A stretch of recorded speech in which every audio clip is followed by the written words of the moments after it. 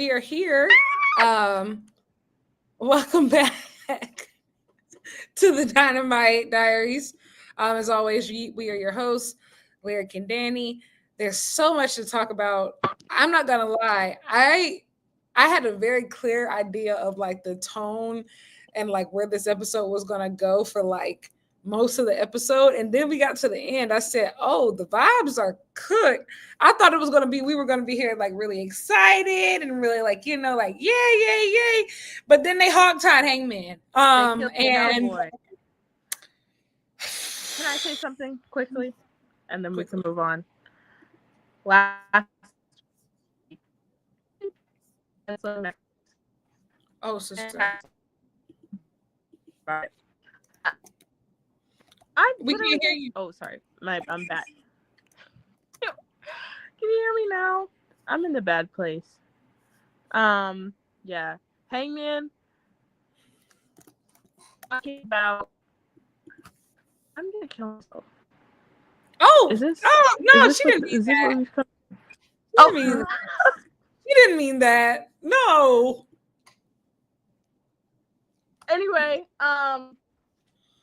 Hangman, why did your family own a tobacco farm in the South?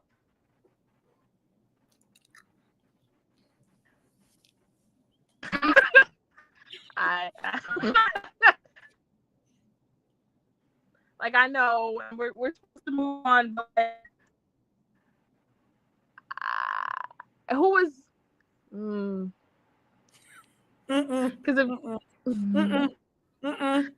if you were outsourcing the labor to immigrants at one during your childhood, were you outsourcing the labor as a family unit before?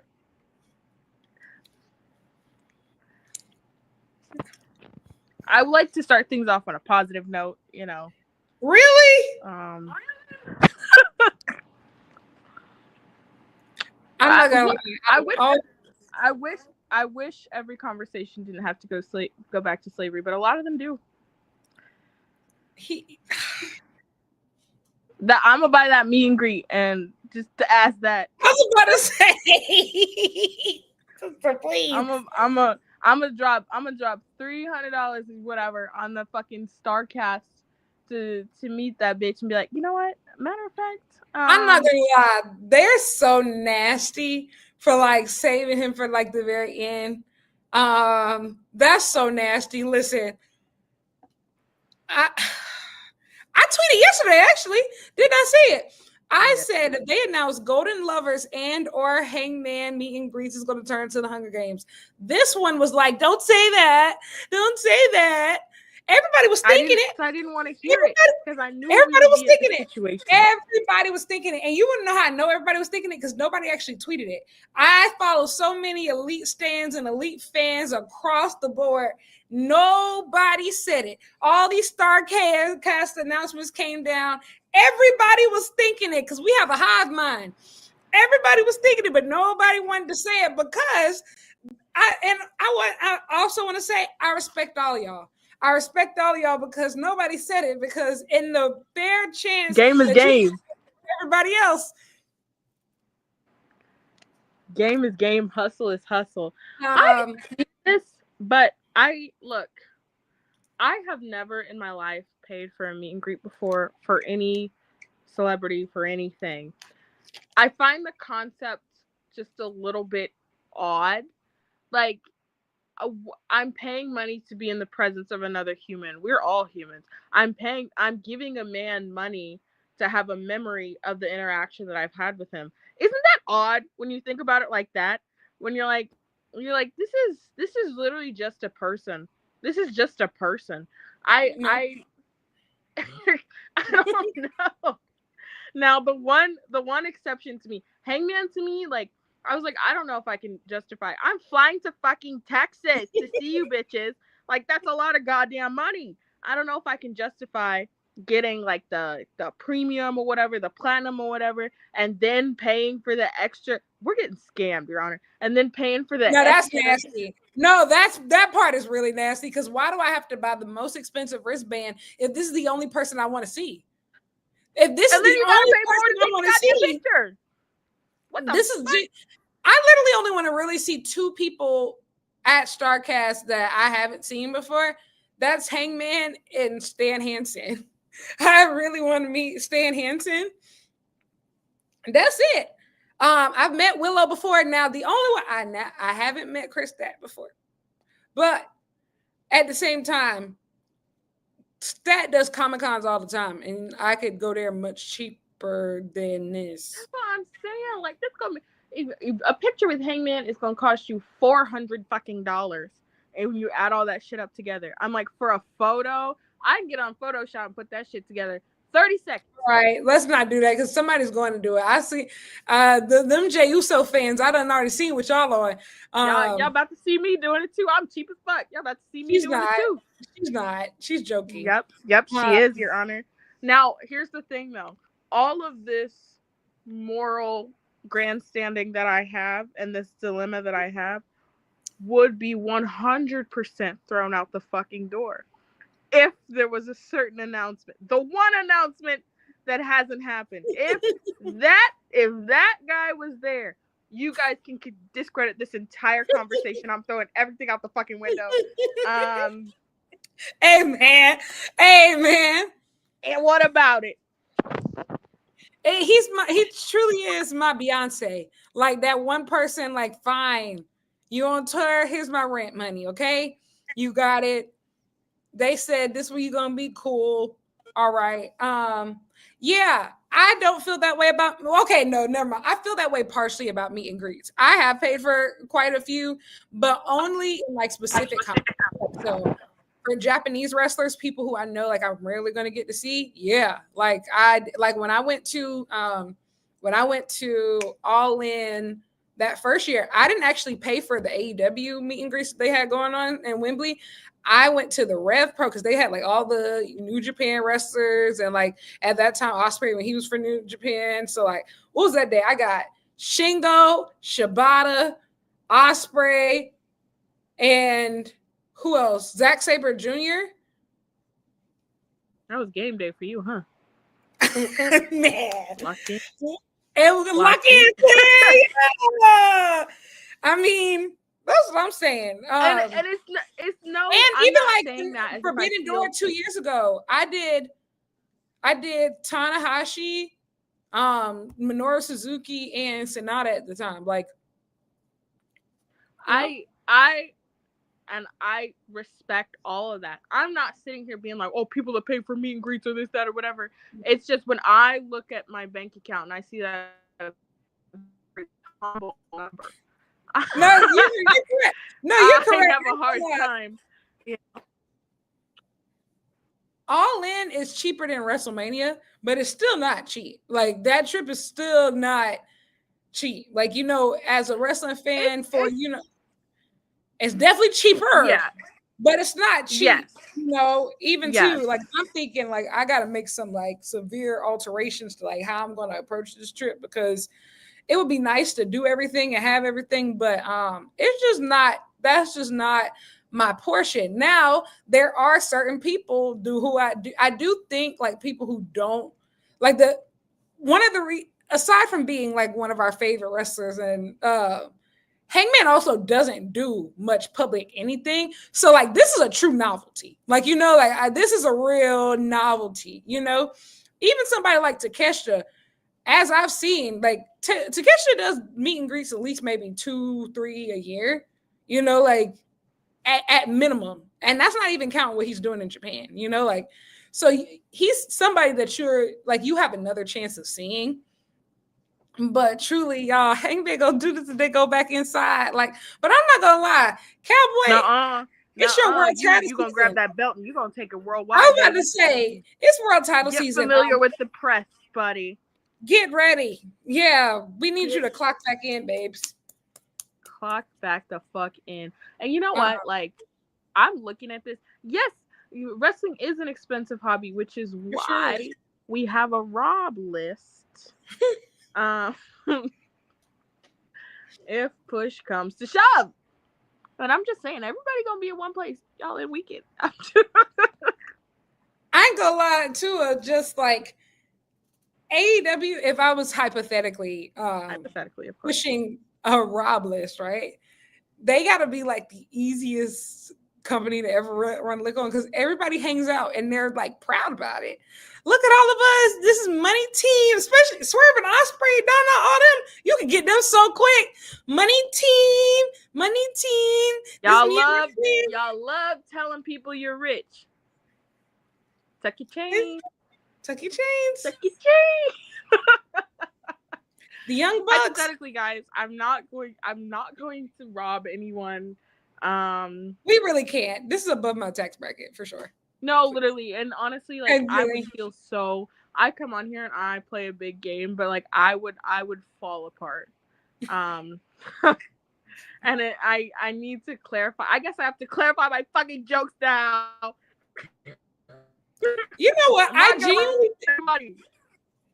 think it's just because you're a woman, though.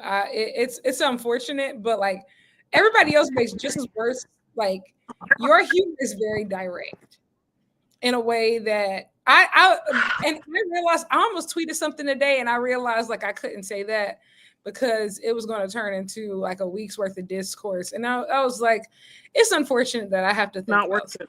This, you know. Like for example, I was going to say I almost tweeted, you know, that elite fans had suffered.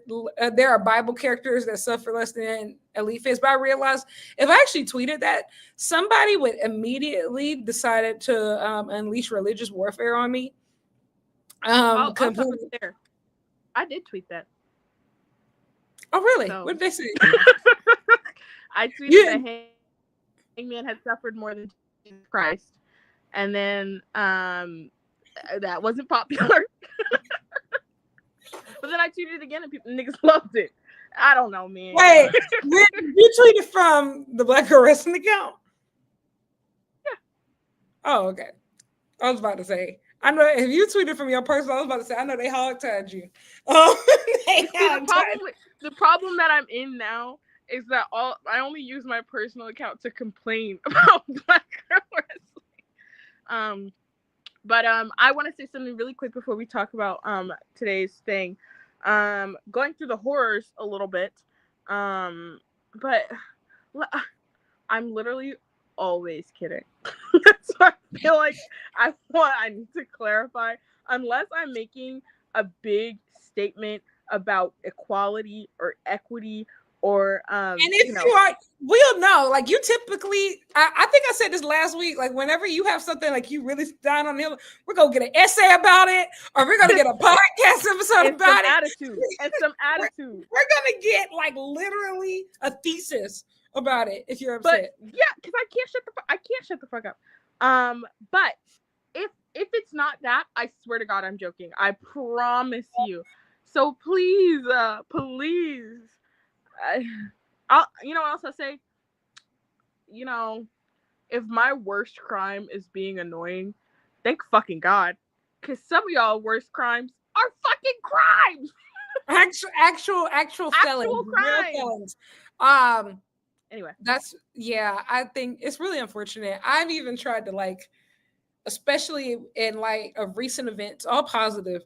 I'm like, I think I'm gonna have to like tone down like what I say even more, at least on Twitter.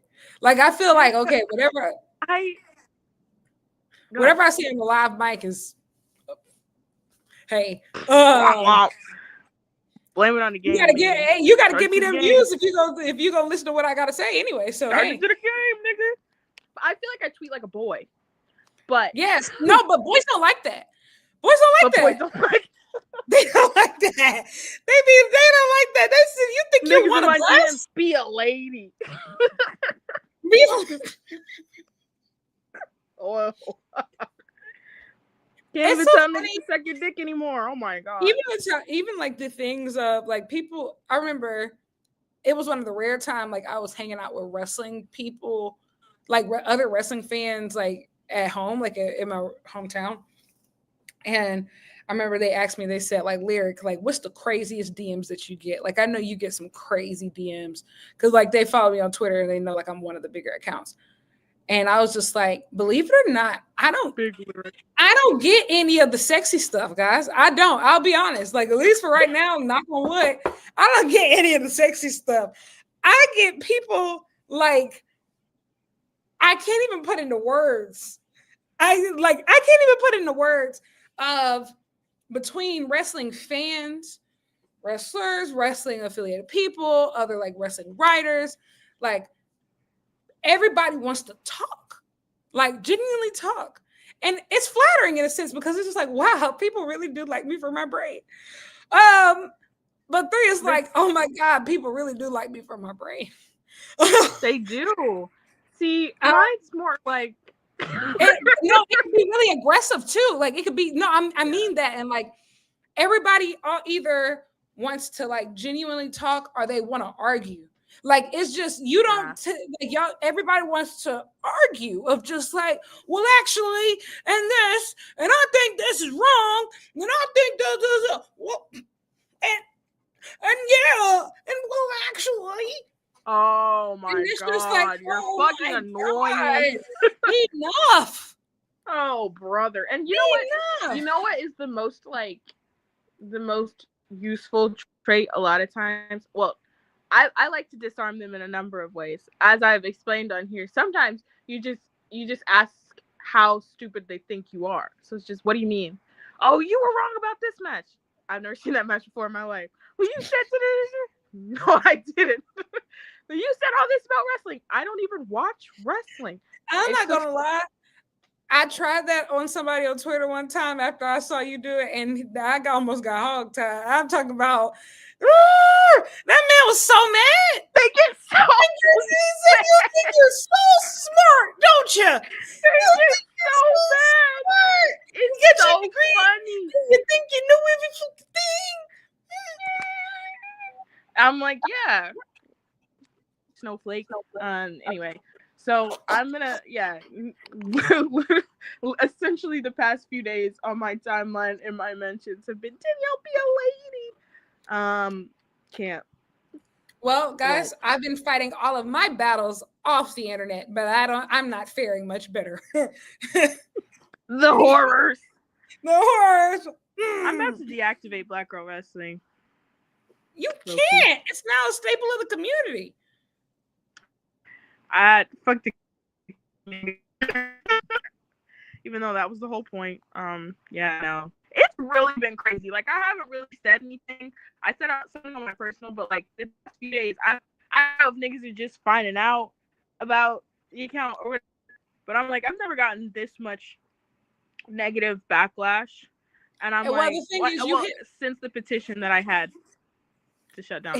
I think that every account, this is going to sound really terrible, but it's true. Hear me out. I think that every account, particularly accounts who are women or people of color or queer or just openly anything different, once you reach like the 2,000 follower mark, it's kind of like, oh, you get thrown to the wolves. And that's honestly, I hate to say it, but that's like your massive test. Like that's your honestly, it is a huge compliment to me because I'm like, you guys care what I think, but it's a burden as well. Y'all know me, I don't give a fuck. But I'm just like, whoa, everybody relax. Everything was fine last week. Nigga, relax. Anyway. It's a sign that you've grown in popularity. And I think also too, this is gonna sound really weird, but like that 2,000 followers mark, what you do around there decides your long-term success. Y'all ever notice that whenever people start getting packed up on Twitter, it's always around it because it's how you handle the success. Because I think that people who are real, like people with real jobs and real lives, they understand that 2,000 followers on a social media site is genuinely nothing. And that's nothing to like brag on. But there's always going to be people who take that 2,000 followers and they become top flight security of the world. And I was a social media manager in one of my many eras of life. I once managed a social media account with over 200,000 followers, and niggas wasn't talking as crazy as they are on BGW. No. I think it's also, as somebody else who's also been a social media manager for pretty large brands before. The stuff that we get on wrestling Twitter is so unique, to say the very least. It is Everybody's truly so creative. unique, and the thing is, a little goes such a long way in wrestling. Like, if you give an insult 1,500 followers on Twitter, he gonna work that 1,500 like it's 15,000. They will swear that they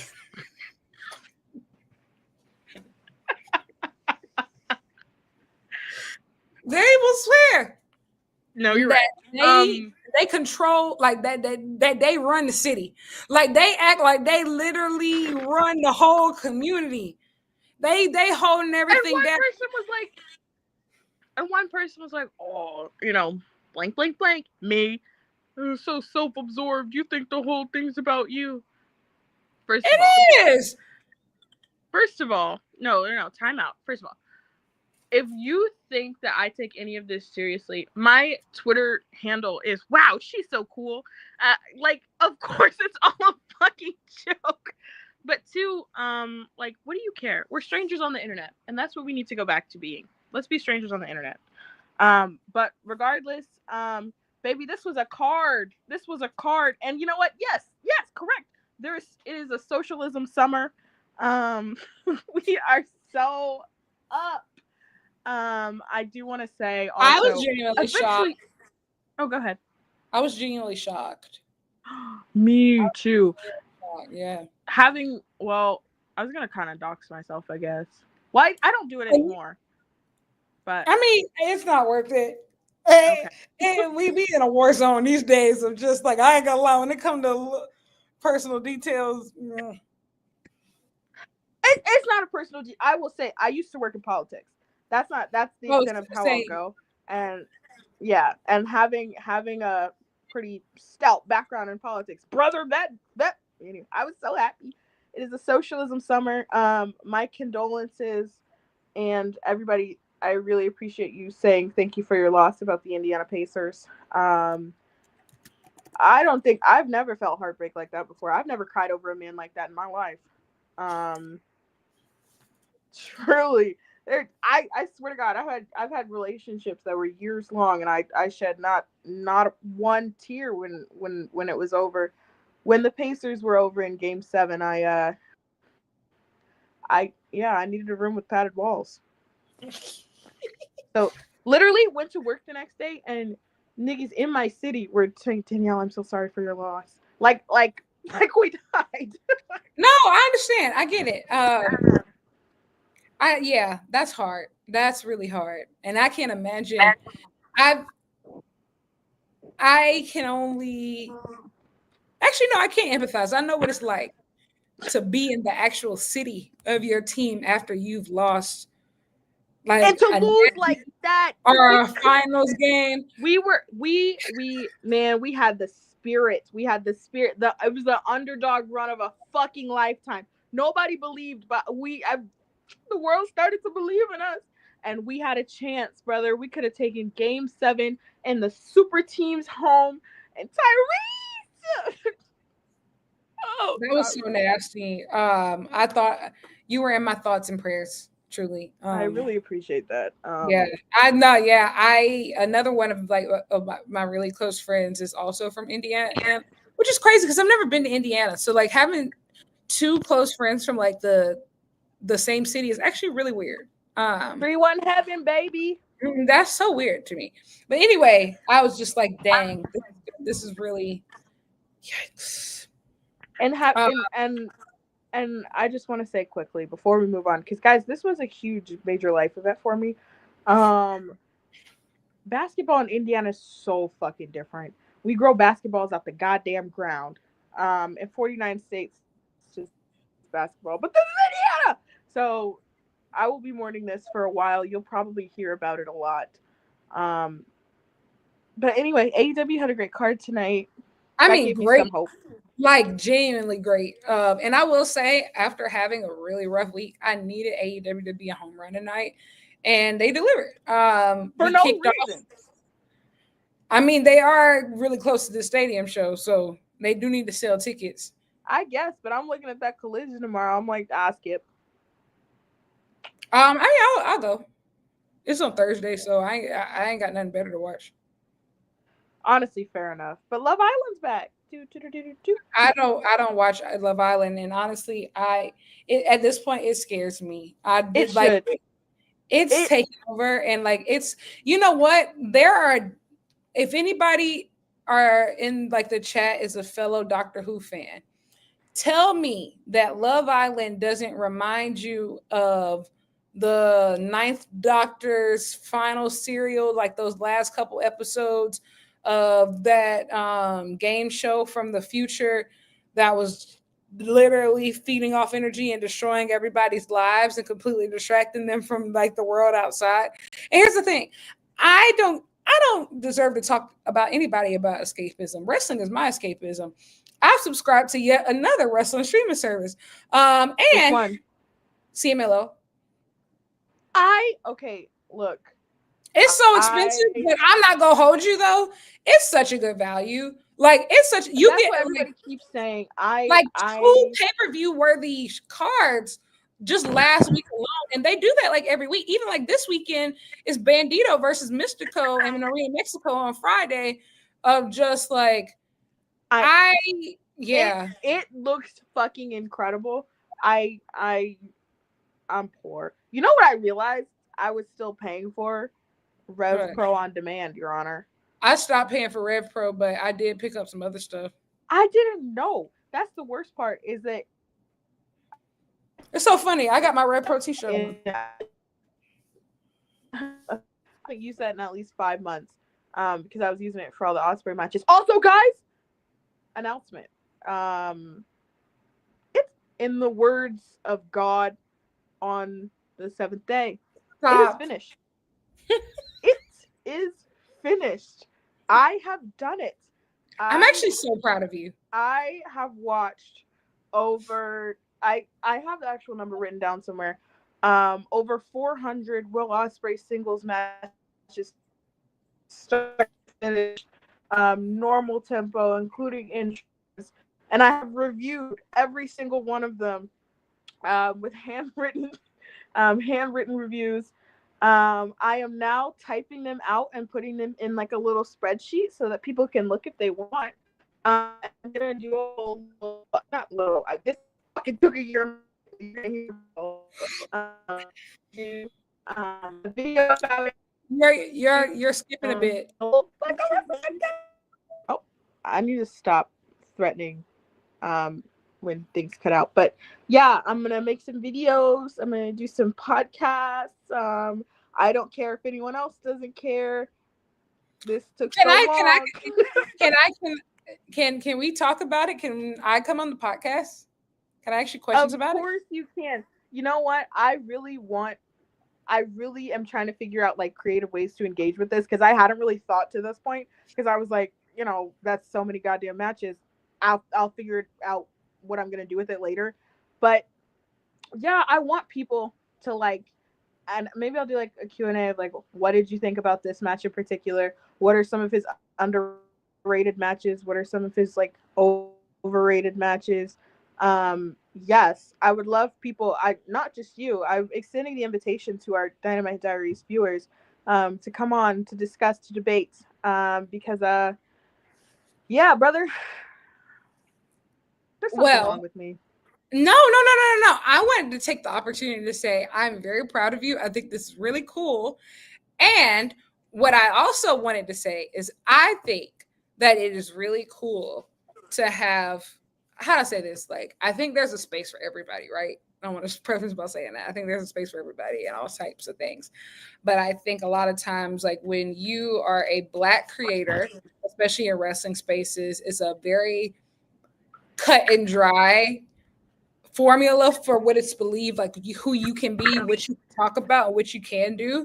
And I love that Black girl wrestling really like pushes the boundaries of that and talks about everything in wrestling, including the stuff that like is typically reserved for like honestly white male nerds. Then it's cool for them.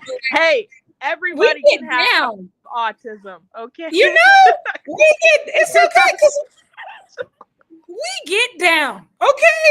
We get If down. you think we get down, when it gets down to this nerd shit, like we black women, we get down. Even when it comes to the most niche stuff in wrestling and the hardcore stuff, we get down.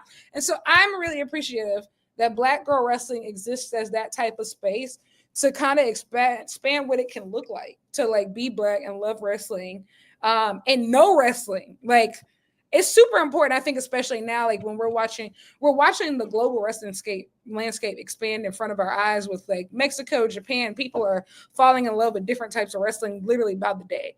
And so there's also needs to be creators in this space who can help people along their journey. And that's why Black Girl Wrestling is important. So I love compliments. Okay. Thanks guys. Yeah. I just had to come on here and say it. Yeah, when I finish the little spreadsheet, I will come back and announce it, and then we will formally all close this chapter of our lives. And I'll would you do it again? Something else to be insane about. See that everybody keeps asking me that now, and I'm like, if you ask me right now today, the answer is no, because I look back on it and I'm like, this was 18 months. You're crazy. Get a fucking hobby. Go get another degree. But if you ask me next week and you were like, would you ever do it again for someone else that you really, really love? Because that's the thing. When I was doing this, I really was thinking about it in like a scientific hypothesis kind of way, based off what he said. It was not because I'm an Ospreay super fan. It was not because I have to see every single match he's ever done. So I think I would have to really, I do like him obviously, but like I would have to really, really love somebody to do what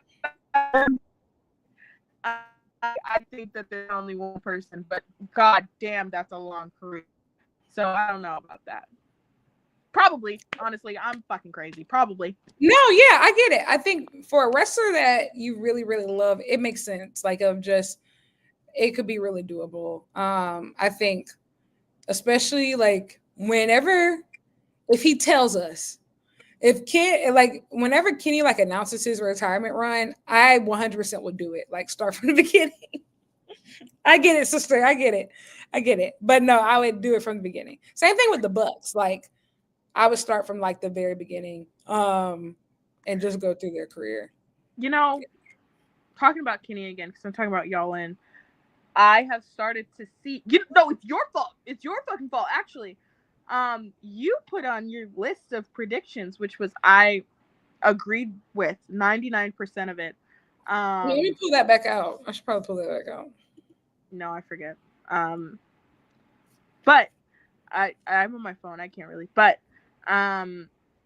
you said that there might be a chance that Okada kicks out of the One-Winged Angel, which I don't. That was one of my initial thoughts when I was looking at this matchup. Was like, this might be the moment. You know, this might be the moment that something like that happens. However, niggas started taking that and running with, and yes, when Kenny retires, and retirement and this, that, and the third. Hey, what the fuck? That's not what we talking about.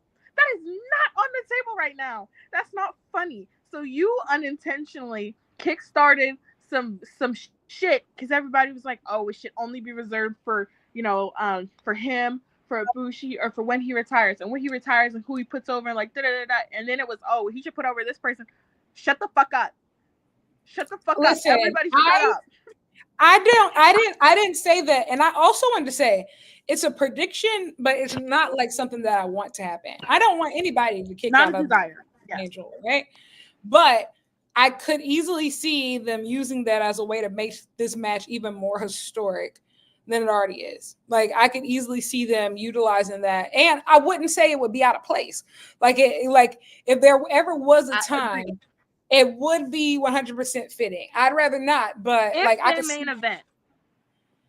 That's fair too. If they don't main event, you cannot kick out of the One-Winged Angel in something that's not a main event. I mean, I agree, but also think about how many times Okada and Omega, like if we look back on that series, it was plenty of times they didn't main event. Like that would be on brand as well. Like it was but that was in New Japan. I'm not going for that propaganda. That's not working on me. Nope. That's fair. No, put it at the end, or that is the finish. Thank you. These were my predictions. I said Hangman's lower thirds will return. Blood in the women's world title match. Okada will finally run the blade, Mercedes. Yeah. And after tonight, the opener tonight, I'm even more convinced that's going to happen. Okada will finally hit the Rainmaker pose. I said I'm still on the fence about this. Okada kicks out of the One Wing Angel. We just talked about that. Ibushi will be in Kenny's corner, which is pretty much guaranteed if Okada doesn't like kill him next week. Because they're wrestling next week too. Crazy. Swerve and Ospreay versus Bucks, Texas Tornado. I do think it's going to be a Texas Tornado stip, which just means that they all can be in the ring at the same time. But the EVP's title being on the line, I did not see that coming. I did not see that coming at all. And then I said Darby. See, okay, EVP titles on the line. I didn't particularly understand because I was like, okay, they're putting them on the line as if Swerve and Ospreay can win them, or as if like you lose and you're no longer EVPs. Because then you're like, why would the Bucks agree to that? I mean, what do they get? You know, have they confirmed that that's going to happen? They haven't even confirmed it. It depends. Did Tony drop the match graphic? I mean, I'm sure if they said it, it's going to happen, but still, like, it hasn't been confirmed yet. I just didn't really understand. I was like, and also, if you're the Bucks, that's the worst deal in the fucking world. I think also they do need to clarify. So, like, would Swerve and Ospreay become the EVPs? Because y'all know. That's why I'm like, do you become EVPs or is you just everybody loses the title? It doesn't. And also, too, we've talked about it on this show. I think they're great wrestlers, and I truly love them as a team. Do not put them niggas in charge. Oh my god. Oh my god, no. Like, I think that they are amazing wrestlers. Love them as a team. Love their friendship, how it plays out on screen. I love their chemistry with the roster. Great wrestlers. Beautiful gowns. Beautiful gowns. Beautiful gowns. But do not put them niggas in charge. Please, God. 1 week. You know what? That's a stipulation that I'm adding. When you're world champion, you get to book 1 week of television, start to finish. Okay, and you get evaluated by Bryan Danielson. And if it's good, then maybe a couple months into your title reign, you get another one. That's what you earn for being world champion. You get to book 1 week. You know what? I have a question for you then. Yeah. Out of all, AEW has 8 championships right now, okay? So which of AEW's champions do you think would be an efficient booker?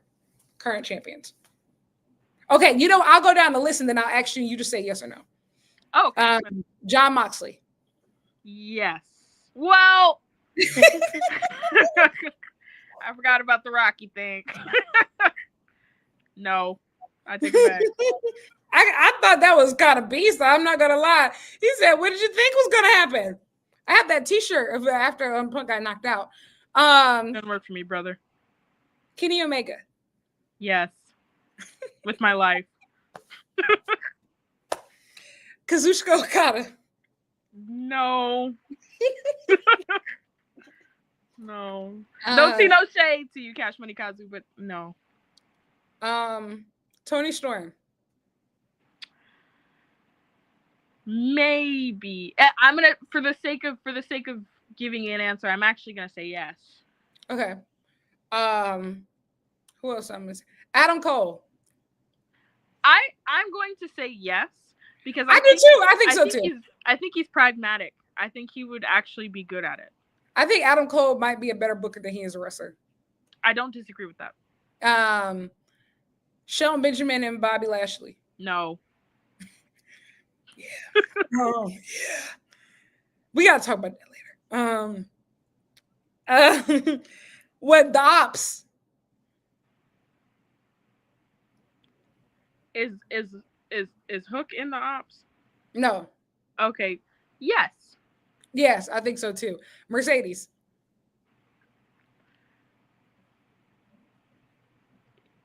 She's a black woman, so I will say yes. I don't know what that would look like. I'm having a hard time picturing it. Like, I'm not gonna lie. You know, Mercedes with the current AEW roster, yes. If like we allow her to recruit people, no. Does that make sense? Yes.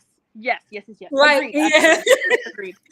Like work in-house if production. I give you the pieces, like if production. I know for a fact in her promotion and my CEO's promotion, we gonna have luchadors on TV every week. We gonna have at least 4 women's matches. Athena is gonna be booked at the top of the division.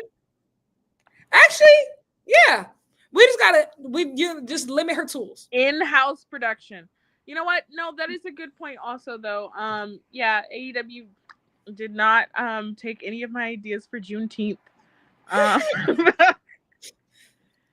What did you suggest? Oh, there was a list.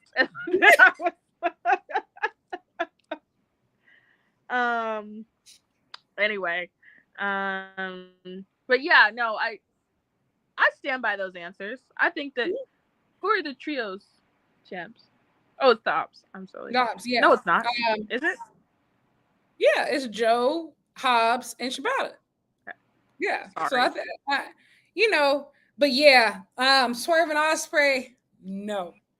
Even though I will say Ospreay's been doing a really good job with Pro Wrestling Eve over in the UK. He has. Really good. Really good. Okay. Yeah. What? He had like a loss in his family, and he. Oh yeah, that did happen. He talked about his grandfather dying. Yeah. And also, his face is still like. Yeah, and then I saw that today. I was like, I hope you're doing okay, dude. Yeah, just got engaged though. Congrats. Congrats to Ospreay. I will say he's one of those people to where this is gonna sound super parasocial, but he tells his business so much of like I do kind of feel like we know we go way back. Low key. You guys really wouldn't get it. It's okay. Yeah. He tells us his entire business. He's never met a secret. so I'm like, oh yeah, I know him, and he know me because I'm the same way. Absolutely. And so it's just like we know each other. We know each other. Yeah, he check on me from time to time. I say. You don't, but Anyway, start from the top. Mercedes versus Tony, and not Mercedes versus Tony, but Mercedes attacking Tony was really good. I talked about this on a podcast this weekend, but I think that Toni Storm is so effective because she is no longer beholden to props or catchphrases or anything. She's added color back into her life. She doesn't have to wear her hair in the curls 24/7. I love the Carmen Sandiego. Like that was great. Whether Luther is there or not, like she has remained timeless and evolved the character without being beholden to the chin up, tits out, and watch for the shoe and all that stuff. Like she's just excellent. That promo that she cut on Collision was excellent. Like absolutely excellent. I think she should win all in. I think that she should win.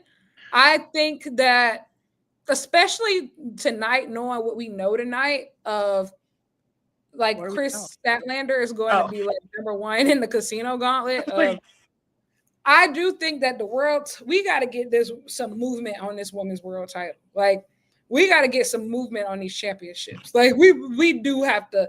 I think seeing Athena versus Stat and Willow tonight, it really put in perspective of like, y'all, trust me, this 6 belts Monet visual is a godly visual. I mean a godly visual. It's doing my heart so good. And I think even too, seeing Toni just command the audience the way that she continues They to do, eat out of the palm of her hand, you as know. they should. Though she's incredibly compelling. I And honestly, I was gonna, I don't know. I was gonna say, like, they are at the top of their game, but we would be lying if we said that they were the only people currently at the top of their game. You know, that's the thing. Like, if it was, I understand building everything around them for like the rest of the year if the rest of the division was really strapped for talent and there was really nobody else who could take the ball, like, you know. But we have at living least, like that, bruh. we got at least 3 uncrowned superstars, not just stars, superstars, waiting for something to sniff something. Yeah, it's just, and the thing is, nobody's bad. It's just the fact that everybody's good. That's the problem. Like, that's really the issue. It's not that Mercedes isn't that good. She really is. She really like that. Toni is really like that. Stat is really like that. Everybody really like deserves all these belts. Everybody does. Choices have to be made, Your Honor. And I will say, Toni specifically, Toni and Mercedes, y'all done had, y'all really did have a lot of time, especially Toni. Like, that women's world title been wrapped up since coming out of, Toni Storm has been in the world title picture since she debuted at AEW in 2022. Yeah, she's a 4-time, you know. And like, all right, we've got success. And not even just that, like the same, like the last 3 women's title reigns have been wrapped up in the same storyline for what, the last almost 2 years? Yeah, 2 years. Damn near. It's unfortunate, but it's just kind of like I think that if Toni retains the All In, she's gonna drop like to the next person she wrestles, which means that, like, all right, y'all, we are almost free of this Toni Mariah for good. Purgatory. You know, for good. Unfortunately. Like, that's just, and if Mercedes wins, the thing is, where will the TBS championship and the world championship begin? She's gonna defend both of them. She's gonna defend like, you know, just one at a time. Either way, you going, and which one does she drop first without devaluing the other? Who knows? It's gonna become a mess so quickly, and then in that meantime, you'll still have Willow Nightingale have never been world champion. So Willow, getting behind me, because we're taking it one way or another. List. I have 3 clients. I have 3 clients on my roster. We have to, one, Athena. I need Athena to lose a Supercard of Honor. Actually, I need her to lose a Supercard of Honor. We are dropping that belt. We're never looking back. You're coming to AEW with me. You're coming to AEW with me. She can vacate the belt. I don't really care. I would prefer. I mean, yeah, she can vacate it. I just need her to get it off her hands. That's it. Bandido be on TV all the time. Bandido, hi. Hi. Bandido, you have now. I just know he's fine too. Bandido, we typically save these spots for elite and elite adjacent. You have to get a special invitation from like one of our valued clients. But you are so special. You are now one of our valued clients. You are now an elite employee. You're one of our elite employees. I love Bandido, man. And I've been love Bandido. Truly. But I think recently it's just been a whole nother level. And that's the first Mexican AEW world champion. Correct. But not the last. And I have said, I'm ripping you and Takeshita out of that goddamn gauntlet with my bare hands. Correct. You two will wrestle each other. And it should be, I don't know why my hands do that, but it should be at Y'all In. But if it's not going to be at Y'all In, it will be at All Out. Dynamite 300. Oh. Huh? I said, we will take Dynamite 300. No, because I can't let that match be overshadowed for me. Takeshi's going to be just fresh out of the G1. It's going to be hard to build that match in a short amount of time. That's why. I don't care. Okay. That's not my job. Okay. I'm not the goddamn booker. I'm just saying. Listen, I'm not greedy. I'll take Dynamite 300. You can even do the match at greedy. Super Card of Honor, so I get to see it in person. I'm greedy. We clearing the plate, brother. Hangman versus Bandido. Wait, did they announce that or something? Guys, don't say stuff like that to me. Don't say stuff like that to me. Although tonight, I don't know. Tony Khan was just on one. He was just throwing shit out there. He said, that's what we call that's what we call when you let it hang, bro. Like you just really said, yeah, put it in their face, make them choke. He said, hang in, Beast Mortos, get on out there. I will say, AR Fox, Ricochet. It feels like it took forever to convince him that Hangman is the guy. But now that he's been convinced, it's like, get out there. Matter of fact, I do fuck with him. Listen, he did, bro. When all the people they said, and I feel like especially AEW has such an embarrassment of riches, right?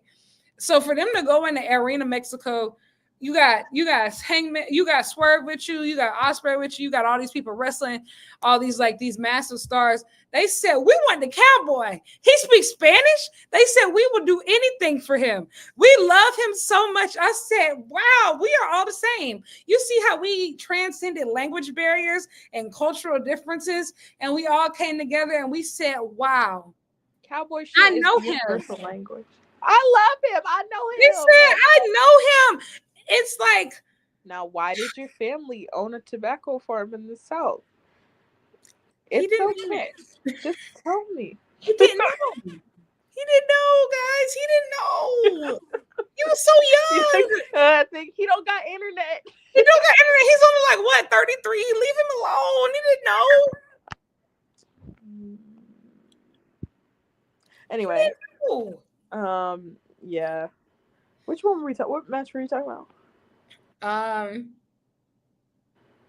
It wasn't even a match. We were talking about Mercedes versus Tony. Then, after that was the Swerve and Ospreay match after our glorious EVPs. I would like to say, Matthew Jackson, one of my true dreams in this life is to one day go clothing shopping with you. I would love to be a fly on the wall for each other as you pick out your t-shirts. I don't know how those V's are getting deeper by the week. Oh, those are self-cut. I like my crop tops. He's disgusting, bro. He's so ignorant. Like this. So I'm sorry. I know I saw somebody saying I don't move for elite melodrama anymore. This doesn't interest me anymore. You're so much better than me. I want you to know you're better than me. You're better than me. I think you're worse than me. Actually, I think I'm above people that don't like the elite. Yes, I'm trying to be nice about it, but no need. I'm so dumbly locked in right now. It's like this card specifically. They wrote down all the common wrestling tropes, and then they narrowed it down to which ones are my favorites. And then they pulled out the entire roster. Then they said each of my favorites. And so we're just going to throw everybody on the show tonight. We're going to start off with Mercedes. We're going to end off with Hangman. We're going to, in the middle, we're going to sprinkle in Takeshita. Bandido. We're going to sprinkle in Mark Briscoe finally winning something for once. We're going to sprinkle in Kota Ibushi. Then they said you need some women's action too. We're gonna put the other three baddest heifers on the floor. Well, we're gonna give. Never mind. No, I was gonna say we got the Bucks. We got the Swerve Ospreay team. They gave me everything. But you know what is. It's just a reminder that sometimes people are like, oh, y'all really mean about AEW. Y'all really talk crazy about AEW. Because we could be eating like this all the time. We could live like this. We could. They try to make you believe that it's ultimatums. Live like this. They try to make you believe it's an ultimatum. And everybody's like, oh no, bullying doesn't work. And you just got in your head. If you don't think, listen, Tony Khan will wait until the very last minute to get something done if y'all let him. And you notice at this point, we've been around the block for 6 years. We don't have to lie. There's been moments when him himself, he's like, all right, my bad, y'all got me. He just like, y'all got me. And y'all I got the was nerve to be like, it was always the plan. It was always the plan. Listen, and I want to hold y'all hands while we say this. I'm almost positive they were planning to throw Athena in that casino women's gauntlet, especially if Jamie Hayter didn't get hurt. And that Thekla match was actually happening on All In. Like, you can't tell me that the constant aggravating them 24/7 about Athena didn't have any type of impact. Like, you just can't tell me, especially when she's been off TV for almost 3 years. Almost 3 years. As crazy as that sounds. As crazy as that sounds. I believe she was going to be on All In, absolutely. But was it going to be advertised or anything? No. He was perfectly content to leave her in Ring of Honor purgatory forever, as we know. See, yeah, that's what I'm saying. And this was one of the things that got me in trouble this week. Not in trouble because I don't respect. Never mind. But it's like, you didn't bully AEW into doing anything. Blah, blah, blah, blah. Okay, pause. First of all, obviously it's an exaggeration. Second of all, if you don't think these people are chronically online, you're fucking wrong. You're so wrong. Tony Khan changed Mina Shirakawa's song back in the matter of the time that the match was fucking happening because he logged in and he said, oh, they're not fucking with it. If you don't think that public opinion plays any role in AEW, you're wrong. And look, just because that might not be how it works other places does not mean that that's how it works here. Am I saying that Twitter is booking the show? No. Am I saying that I do think that it's a good thing that you can see a lot of times the input of the audience and the result that it has on the show? Yes, because I think it results in a happier viewing audience and you know, and overall better contentment for everyone. But like, no, nobody's sitting up here being like, oh, my opinion, my word is final. Although I have started to in my tweets like that. But nobody thinks that they're booking the show, but like it does have an impact, and that's good. It 1000% does. And I think like, and then you could even go through older episodes of this show earlier this year where we barely wanted to do it, and like nothing inspiring is happening, and like I'm not even finishing watching the show some nights because the Death Rider stuff was so bad. And I think like proof that fan discourse matters is the fact that Hangman won the Owen period. Like we had given up. Jalen, great point in my own personal opinion. But go ahead. I'm like, we had really given up. Like I was fully 1000% ready for a bulldog choke. We thought Ospreay was going, because that's the thing. That's the easy route. That was the easy route. Like it was Ospreay was going to bruv his way to strong to getting choked out. Yeah. And that was going to be it. And we was going to be staying in it. But like when they decided, how long does it take to get down from Everest? Like this is everything right now that's happening is very much so hardcore fan service. Like, and I'm be honest, this is a risk. This is a risk. But I think it's a good one. I think it's one worth taking. Like even like the Kota Ibushi stuff, the Golden Lover stuff of like fully leaning in, fully going all the way back of like, this is really for the hardcores, the OG. Like, this nigga Tony is doing a bat signal. This said, like, listen, everybody who I know we might have lost the plot along the way, but I want you to know we're so back. We're so back. We're getting the family back together. I hear you. I see you. Let's go get this money, y'all. July 12th, baddest heifers on the floor, all in Texas. I done seen so many people. Like, it's like everybody I know, even people that I know who don't even like AEW like that, they're like, all right, I might have to go to Texas, see what they talking about. Just like, yeah. And I know people are like, oh my gosh, the ticket sales. The fact that AEW is going to get at least 20,000 in the building right now, in the middle of an impending war, an impending recession, and by being the second promotion in the world while WWE is on a current hot streak, That's unfathomable. And don't let anybody tell you otherwise. Like to do 20,000 in the US in the dead of summer in Texas. Oh my God. Lord, pray for me. That's true. And to do it with a card like this of just like, it doesn't matter how many people are there. If you believe that if these people stick the landing at all in Texas, that we won't talk about this like the greatest pay-per-view of all time, you're sadly mistaken. Because sometimes, and I'm, sometimes you got to give the people what they fucking want. All right. AEW it is very streaky, as all wrestling companies are, but it is incredibly streaky. And you know what? A textbook example, people being like, oh, AEW doesn't, they're not booking for you, bro. They're not booking for you, bro. All of this conversation, you see it everywhere now. Ospreay calls himself this, the quote-unquote feeling.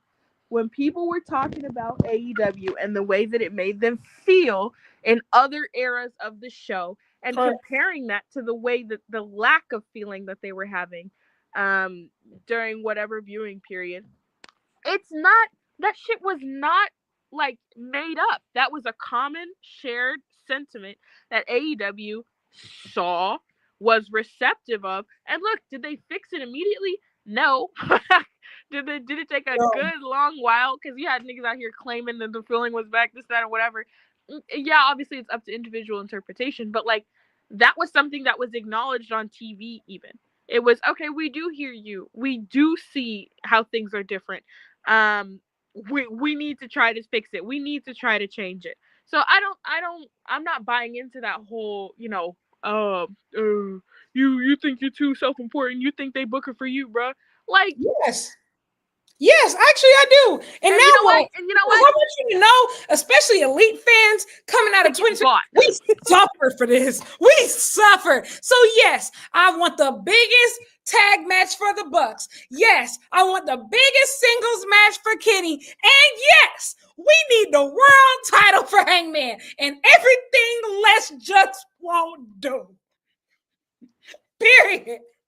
We suffer.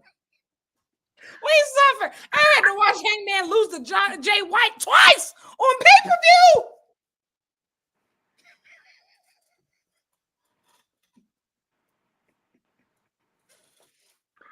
Niggas, no, and I'm gonna be honest, respectfully, Swerve owes Hangman this.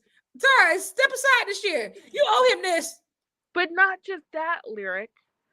Not just that. Add on to the fact, Kenny Omega almost fucking died. Yes! He fucking died! And he was out. And his final memory with us would have been with Chris Jericho.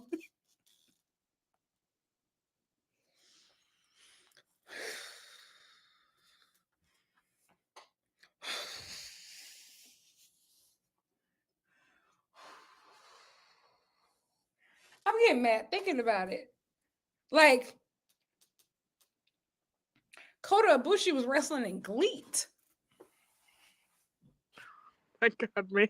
The horrors we have been through. Oh, my God. That does bring me to, we got to talk about the Golden Star, man.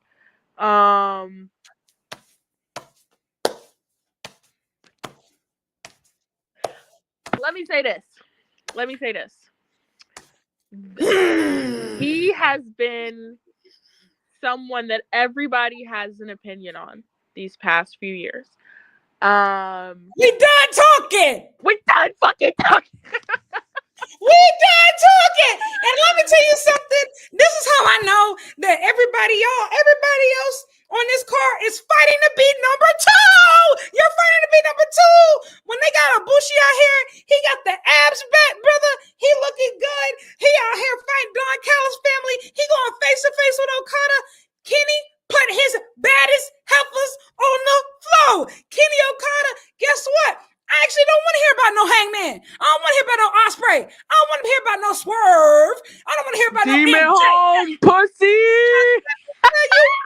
It's my goat's turn to talk. Oh my God! Now, okay. Like Oh the God. feeling that I'm feeling that I've been feeling since I saw my golden star come home. I cannot Eyes haven't seen. explain And it to you.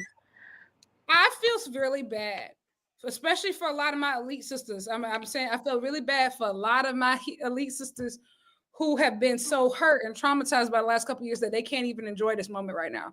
Because I get it, guys. It's been a lot. And so I think some people might be too scared to invest because they think it might be too good to be true. Or some people might not be out of it. But not me, though. Y'all be easy. I have never, everybody is so super duper stupidly locked in right now. Oh my God. Kota Ibushi. Why am I going to cry? Why am I going to cry? When he popped back up like it was nothing, I said, we might be back. Now, look. I see I don't know if it's delusion or hope. But, for example, when Kenny was out and he was sick, every week that they would mention his name, I'd be like, Kenny Omega's going to come back. Kenny Omega's going to be here. They're telling me Kenny Omega's coming back. In the same vein, whenever they're like, Kenny Omega has no friends, Kenny Omega finna get mollywopped, and everybody hates him, there's nobody in the world for Kenny Omega. Every week, without fail, I sit there and I'm like, he's got one. He's always gonna have one. Is today the day? And it's never the fucking day. And mind you, I typically am not a collider on the day. I tuned into Collision 45 seconds before it fucking happened. And I see Mark Briscoe come out. He said, Kenny Omega, he got some friends. You know, I'm his friend. But I'm not his only friend. I said, no fucking way. He ain't got no other bitches. It is, I cannot express to you. Kota Ibushi is in his own right one of the best wrestlers to ever lace up a pair. A real freak. A real fucking freak. And I understand these past few years have been rough. I understand that. I've been on the front line fighting him. Absolutely. These past few years have been rough. Go back into his match catalog, and you will find some absolute fucking gems. Remember, the whole reason that Kenny ever leveled up was because he was chasing Ibushi. So, let me digress. So what I'm not gonna let y'all do is sit here and rewrite history. Oh, Kota Ibushi was she this, that, or whatever. He was never whatever. Yes, he fucking was. And it brings me so much joy to see him look better. Honestly, absolutely. nobody is sitting around being like, oh, we need a 5-star classic out of you. We need 2018 Kota. We need an Iron Man. No, but you look so much healthier. You look so much quicker. And you look like you could do this match without fear of hurting yourself further. Absolutely. Which to me is the biggest thing. You just don't like to see people in pain, you know. Understand, I was in the building for Kota Ibushi versus Marufuji at that Noah match.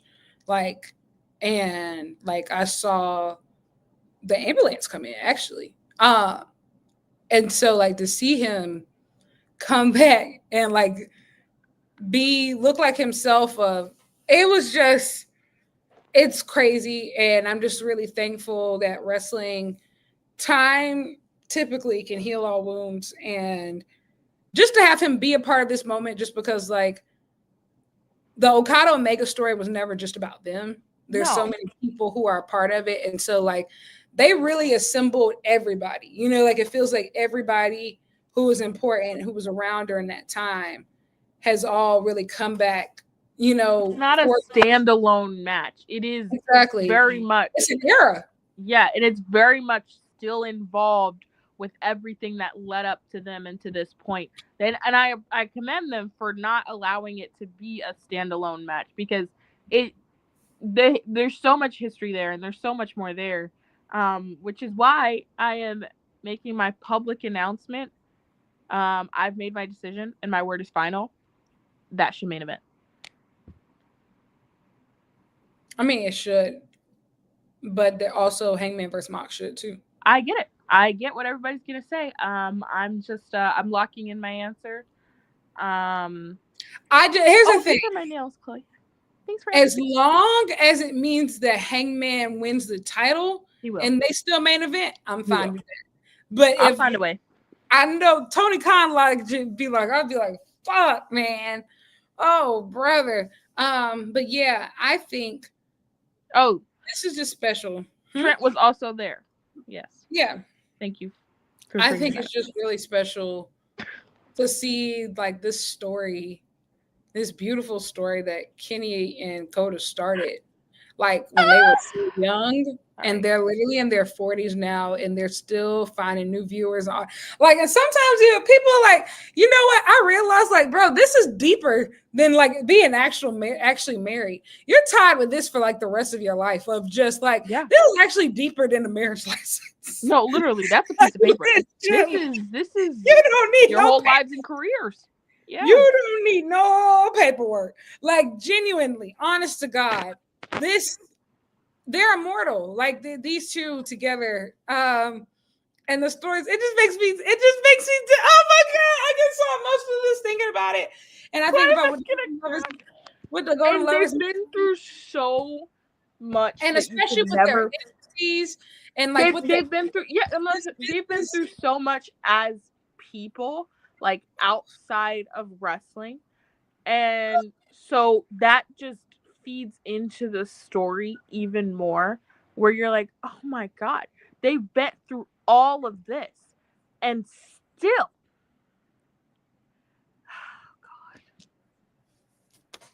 I'm trying so hard to be normal about this. No, I realize Ibushi makes me hit high notes. And that's why I can't wait to actually like be in Texas, because it's certain things that I can only say to other like-minded individuals, like the individuals about this, respectfully. And he's fucking Okada next week. I only needed him to be at like 50% of who he was, and I feel like he outperformed that. Yep. Like I was going to glaze regardless. Yep.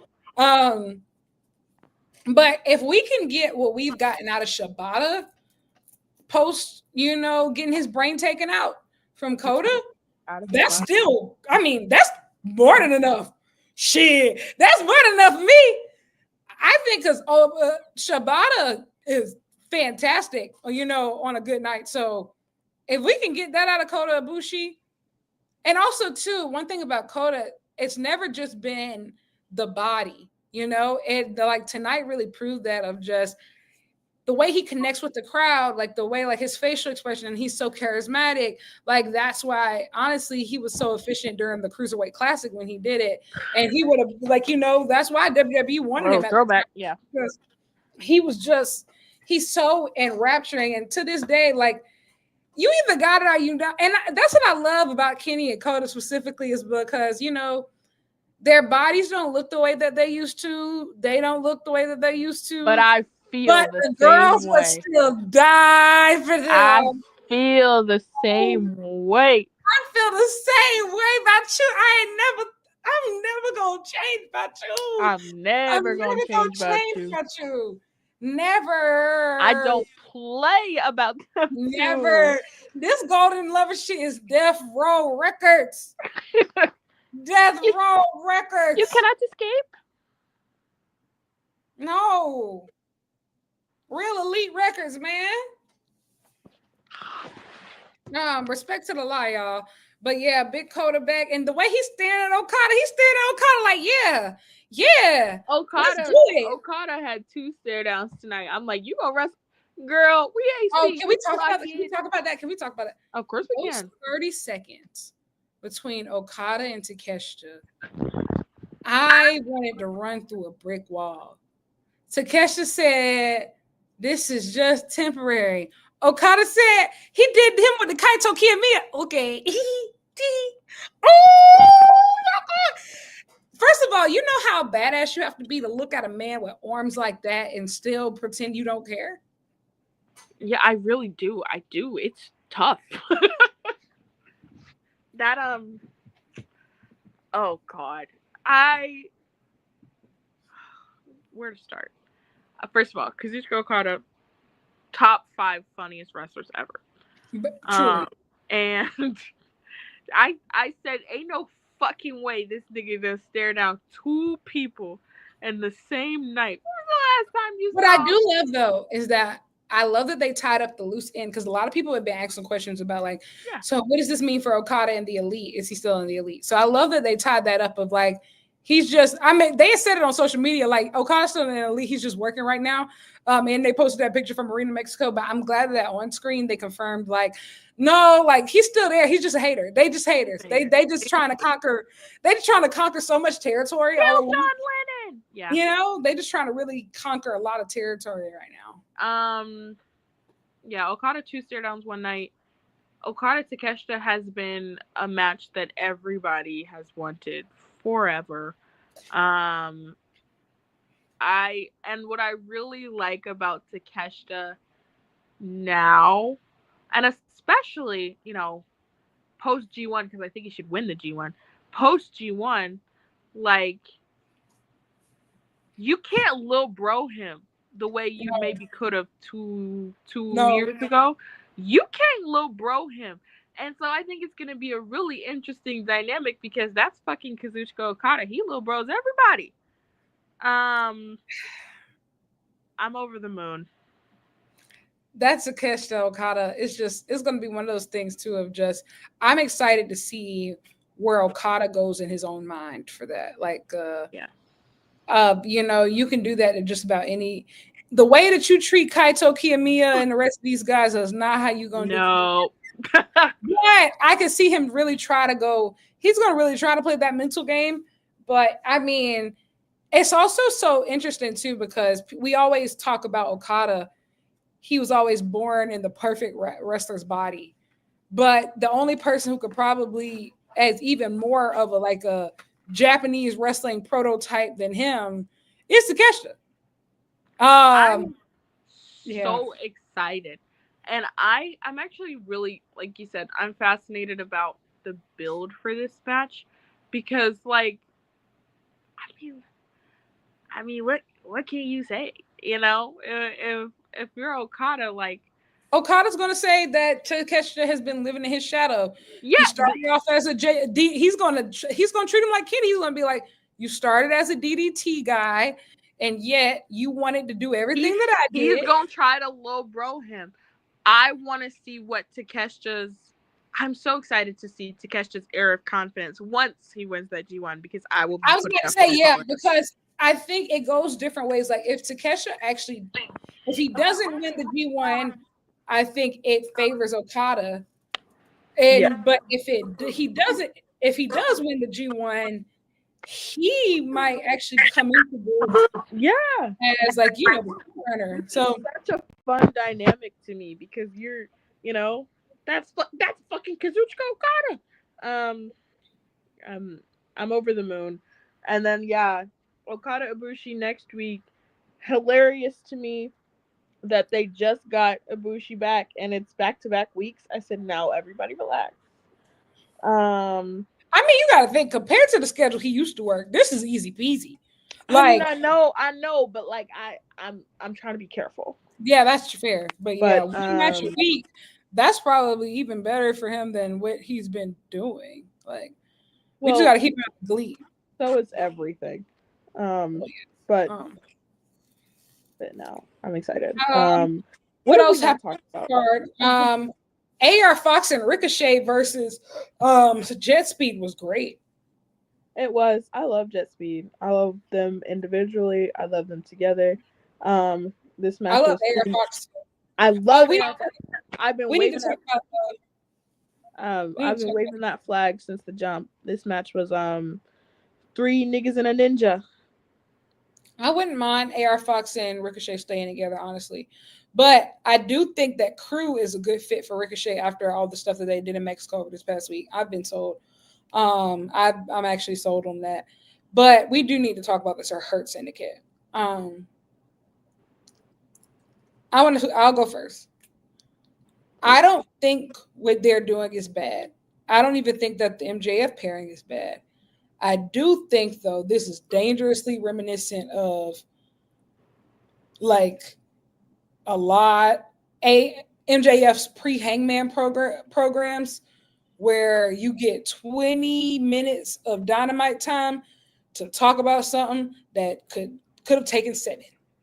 And I think that we are wasting a lot, especially on a card like tonight, where I feel like, don't get me wrong, there are some really good segments, but the thing that people were really looking forward to tonight was the wrestling, the matches that were announced. I would much rather. Hangman Mortos could have done another 5 or 10. Facts. The women's match only got 10 minutes. We could have gone to 13, 14. Like, it was just so much time. And I'm going to be honest. And don't hit me. I think that it's really hard to have like a really nuanced conversation about this because I really like them. But my problem isn't more so with MJF, even though that Tanner was crazy. That Tanner, wow, it was orange. I do think I didn't think today it was as orange. Maybe I'm I think, but you know what though? My TV went out like 3 times, like for like power outages and stuff. So I think like the coloring of my TV might have been off because he looked super orange. So I don't want to judge, but I will say the coloring on my TV was flickering. I didn't think today was as violent. I like it felt like it looked bad. But okay, sorry, go ahead.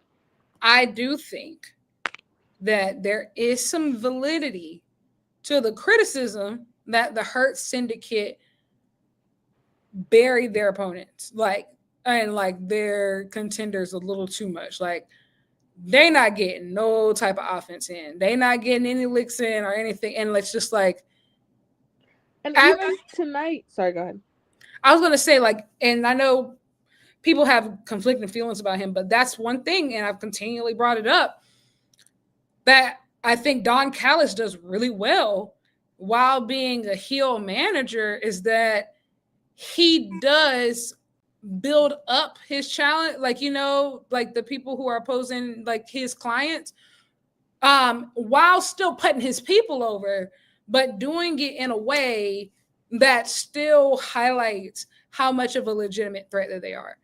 And I think I think the MVP is excellent at what he does, but I don't think that they've yet showcased that in AEW. Like, it seems like, and I'm not saying that they actually think this, but the way that they've been approaching it is that everybody that's come up to them is like beneath them. And some of their opponents have been beneath them, but everybody is not, you got to acknowledge that some people are formidable. Even Mercedes will say that, okay, like, this woman is going to be the toughest competition I've ever faced or something like that. So yeah, that's what I got to say.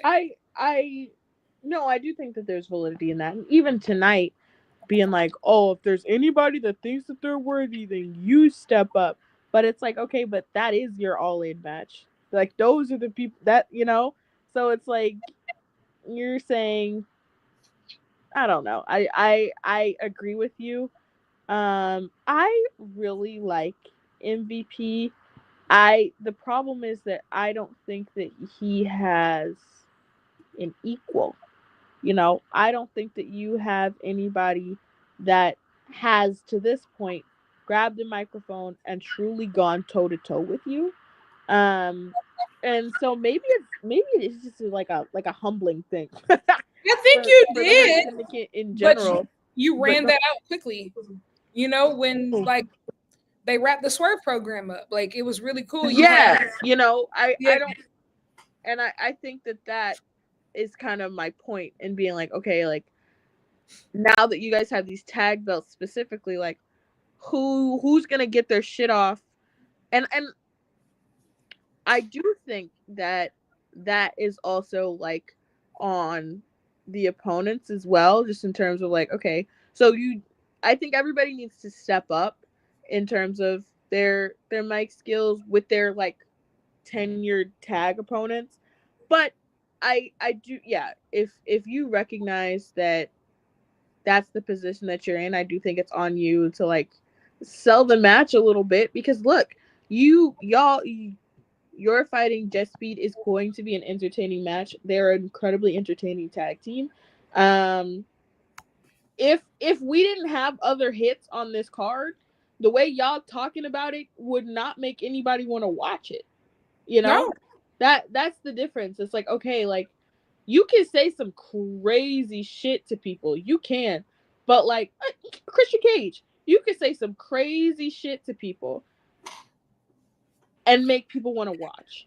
And but it has to accomplish both things. I think it's very much so. I think especially too of, how do I say this? I'm getting a lot of comparisons between Hurt Syndicate and Cope right now. And I think where I'm feeling very, when they do promos sometimes, it feels very, we're so cool, like I'm so cool, like us as in the actor so cool, rather than we as the company are so cool. And I don't think that everybody's job is to bang that drum, but I think especially heading into all in, like get people excited about the show. You know, like everybody, we all gotta sell these tickets. Everybody else is kind of like, we're all in this together, even the heels, you know, like it's just very much so like, come out and watch us. We like this, even if I plan to kill my opponent, this is where the best wrestle, yada, yada, yada. If you're going to talk for that long. Exactly. Yes, then there needs to be. If you're going to, and especially if you're going to talk for that long, I need to walk away from this segment wanting to see this show more. Yes. And I think also too, the most effective thing as far as really booking, probably selling tickets, or an effective feud that's happened so far has been MJF versus Mystico in Mexico. And I think like that's honestly what's going to be the real ticket mover out of the entire Hurt Syndicate stuff. Like that's what's going to actually move people at this point. Like I don't think that, and even too, when they were like setting up the angle, I'm not going to go there. Never mind. I'm not going to go there. It's not worth it. Because I try to like, yeah, I don't want to go too deep into it. Because like, I really do like them. And, you know, like, I feel like I'm kind of in that, like,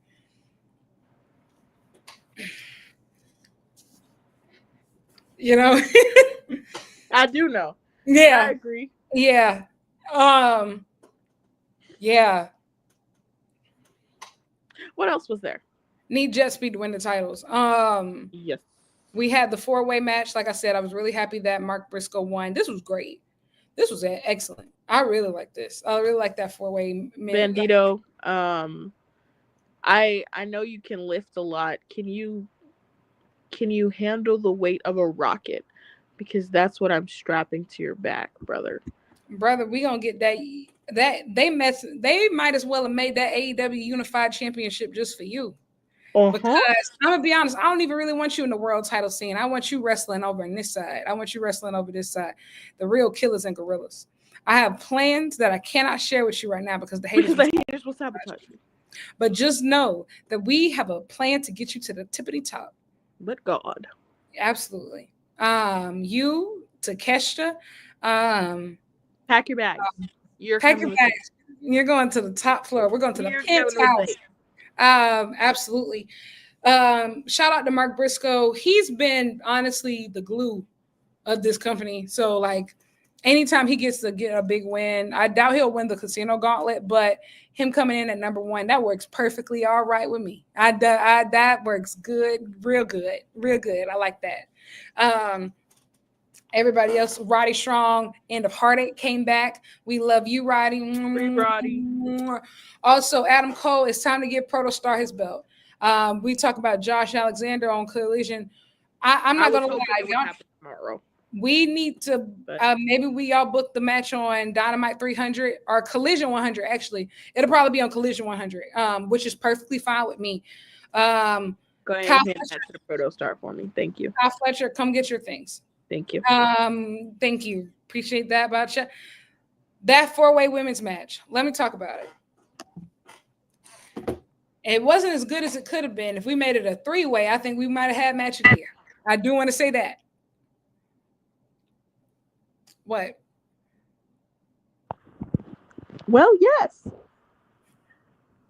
Like my thing is also too. Some people are like, oh my god, well Rosa was there too. I want to talk to you about something. Let me talk to you about something.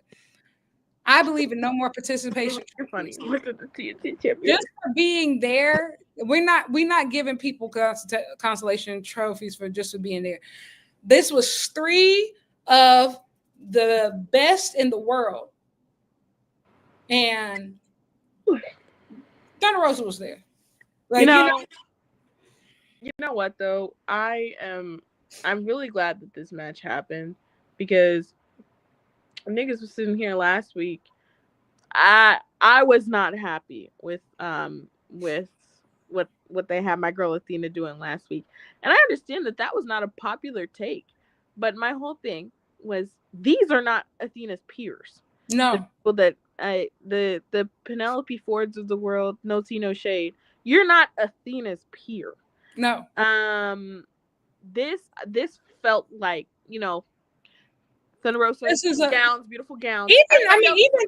Even Thunder Rosa is a former world champion too. Like, understandable inclusion. Correct. Although we, maybe not necessarily what I wanted to see, but an understandable inclusion. Correct. They're on merit, maybe not on recent performance, but they're on merit and resume. These are Athena's peers. Correct. That's what you need to be doing. She took that girl out them steel steps like it was fucking nothing. I said, yes. We got these 3. I want to see every single combination of Athena, Mercedes, Kris Statlander, and Willow Nightingale. Every single combination. We could do it in tags. We could do it in singles. We could do it in 4-ways. I want to see the 3-ways. I want to see every single combination of these 4 women. These 4 women should never be in the presence of scrubs. These 4 women should never be in the presence of scrubs. That part. Because it's matches like the energy this was so different. It's matches like this that remind you that those other girls are not their peers. No, and I think it's one of those things that reminds you of what are the stakes of Mercedes versus Tony? Like, what is the stakes? Like, what are the opportunity costs? Like, of just, there's a lot. Like, Mercedes is on a run. Like I said, everybody of those 5 people have to be the most deserving women in wrestling, probably. Like, those 5 women are the best. They're over. They have the best match catalogs. Like, they have completely built careers that they should be immensely proud of. They have the accolades to prove it. They have chemistry together, much like we have, like you see over with like that Hangman, Ospreay, Swerve. You could throw in Kenny Omega team. Like, like I look at them the same way. And so, like, we have to do something. And I don't know what it's going to be at this point, because I think women's tag belts are coming. I don't think they're coming at All In as we thought. I think they're going to probably come out right after All In, or they'll be announced at All In. I don't know, guys. It just makes it really hard. Like, it's getting really hard. Like, of just, y'all know, I love Mercedes. Like, that visual, I will never forget it for as long as I live. I want to frame it, actually. But it's kind of like, not the world Yeah, not the world title, sister. She's gonna have to come, because I'm gonna be honest, I don't agree with her losing to Mina next week. I don't want her to lose to Mina. I don't think she should lose to Mina. I know people are like, yes, it would make sense, but my thing is, if you really wanted Mercedes to lose the TBS championship before this, she should have lost it before Double or Nothing. Honestly. Agreed. Or she could have lost it at one of them 4-hour fucking shows that you had back weeks. Fighter Fest, or Summer Blockbuster. Whatever the fuck. Why would you wait until a week before That's odd. Yeah, I wouldn't do it. Exactly. So let's not. Sorry. Let's not. Sorry. But yeah, I think that this was a really good. Oh my gosh, Yuta and Marina getting involved, and Statpin and Willow, like Kris Statlander. Please come home. Come home. Don't go over there. It's just bald over there. They don't hold up. They don't love you like I love you. Slow down. They don't love you like I love you. Yeah. They're gonna make you shave. They're gonna make you shave your head, girl, or you gotta grow out a weird beard. You don't get a choice, one or the other. Also, they really perfected Stats and Trent. I love that they keep the lights down when she gets in the ring. Love this new gear too, by the way. Really excellent stuff. Everybody, the girls look really good. Also, when it comes to Athena, I don't know. Like at this point, are they going to do the? I would have liked to see the Thunder Rosa match at All In. Will they do it at this point? Who knows? Either way, I'm gonna be honest. I don't know who I want to win this. I feel like I got to see the women's world title match first before I got to know who I want to win this. Because if Mercedes wins, I don't want anybody I actually like to win this gauntlet. Yeah, because they'll lose. Exactly. And not even that actually, but I don't think that Kris Statlander, Willow Nightingale, Athena, or Megan Bayne could afford to lose another big match. So maybe you give it to somebody new, like Alex Windsor. Maybe that is what they do. And then they'll let Alex Windsor wrestle Mercedes at Forbidden Door in the UK. So maybe that. Or, if it's, but the thing is, if Tony wins, like whoever wins this gauntlet will likely win the world title. So that's like, then I want Athena to win, or Kris, or Willow. Actually, any of those people. It's gonna Willow Nightingale. You're coming with me. Pack your bags. Yeah, title to win. It just depends because honestly, if I would be happy with any of the three. Willow's my preference. The thing is, I think that they're going to go for the tag belts. That's the only thing. I think that they're going to go for the tag belts. But I'm not okay with that because right now the tag belts are still hypothetical. It feels like a win rather than if, but like I'm not okay with that timeline because, when the fuck will that be? Well, I mean, the thing is, I think that they're going to announce. So reports leaked this week that the tag belts are already created. They've been created for over a year. So the fact that they've been in existence for over the year, but the report is only leaking now, that means that they're coming like within the next 2 weeks. They're probably going to get announced either at Dynamite 300 or at All In. And so that's going to be sooner rather than later. And the next pay-per-view after that won't be until August 25th. And the next AEW Soul pay-per-view won't be until September 17th, I believe. Which is All Out. Because All Out's not till fucking September. No, it's not. So the schedule's in reverse this year. So typically it's Forbidden Door, All In, All Out. But now it's All In, Forbidden Door, All Out. Yeah. Oh, God. Fine. Whatever. Yeah. They're not getting more money from me. That's what I'm saying. Everything is so convoluted. And Mercedes isn't going to drop the TBS. Not going to Canada either. Until the day of birth.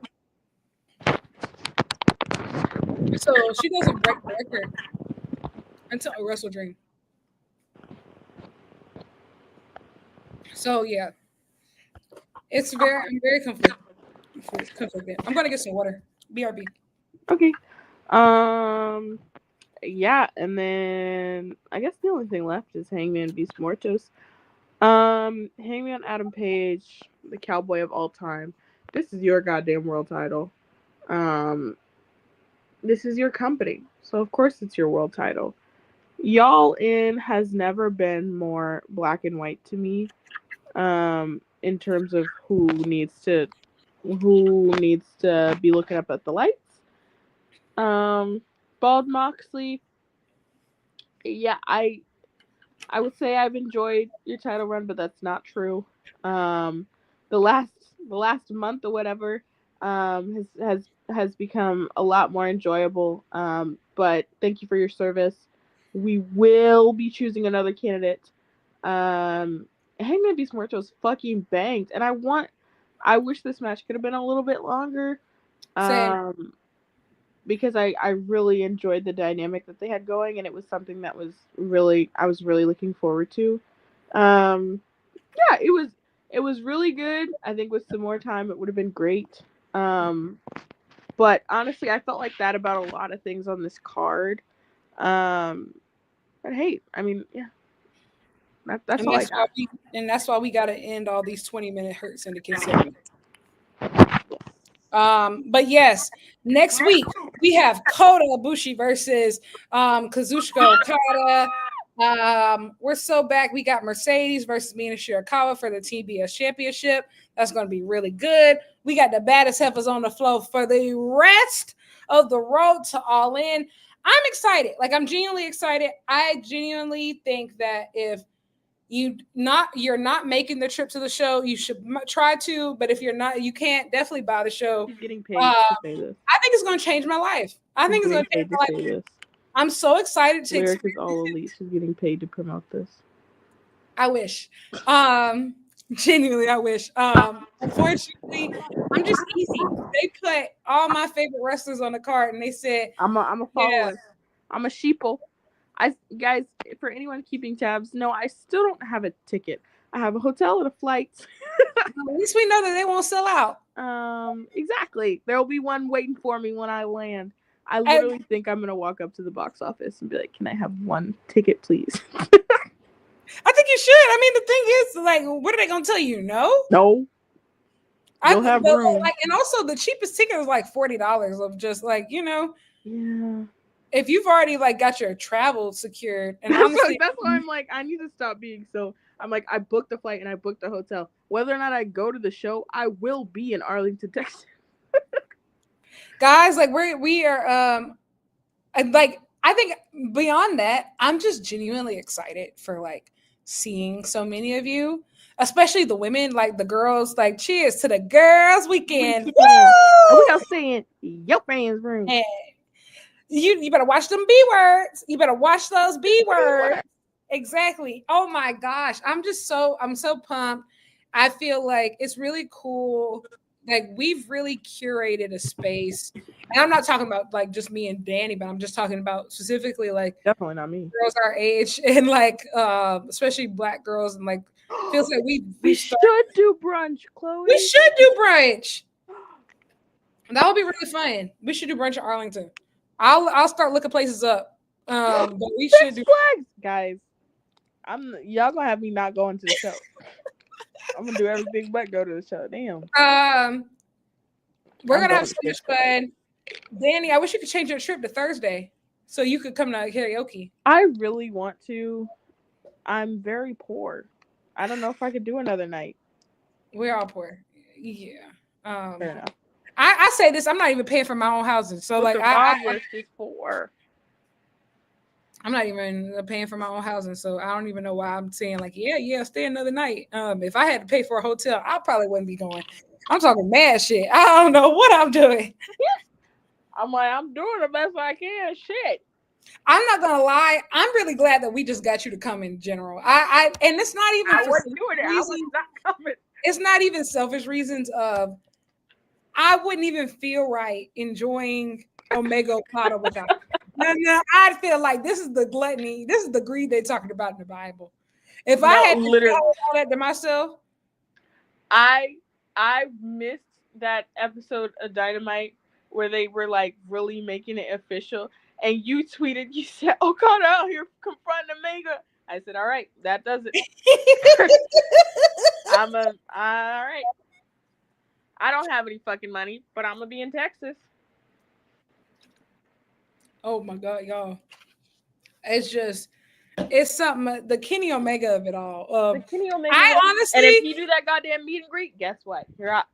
I'm selling feet pics or something. I don't know. I could tell that they like these last couple years too of like when I first started traveling and going to shows, AEW, like sometimes I'd be going to like 4 or 5 pay-per-views a year. But like, life kind of hit me a little hard. So like this is like the only AEW pay-per-view I might go to all year. So I was like, we're gonna make it a good one. We're gonna make this a good weekend. Like we're gonna do all the things.